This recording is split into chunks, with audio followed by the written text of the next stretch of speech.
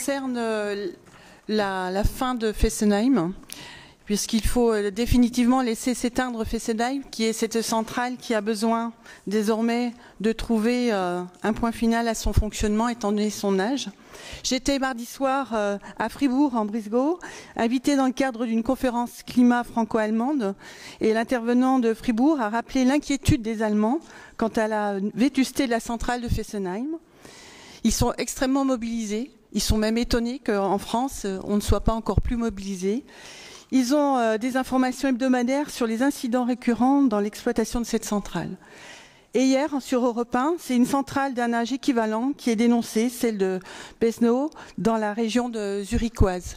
Donc on voit que c'est quelque chose qu'il faut absolument prendre en considération et en considérant les dangers que représentent de telles installations. Donc ce vœu vous propose effectivement de dire qu'en persistant à vouloir continuer dans la voie nucléaire, la France prend un dur retard sur ses voisins en matière de développement et de recherche des énergies renouvelables.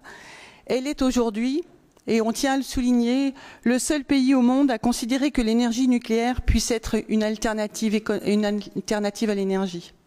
C'est pourquoi à l'Assemblée plénière du Conseil régional, réunie ce vendredi 16 octobre, nous la sollicitons pour confirmer son attachement à la sortie progressive du nucléaire et son soutien indéfectible aux énergies renouvelables, à la sobriété et à l'efficacité énergétique, et que nous demandons à l'État français de confirmer ses engagements par la publication d'un calendrier ferme et définitif des démarches amenant à la fermeture du site nucléaire de Fessenheim d'ici 2017.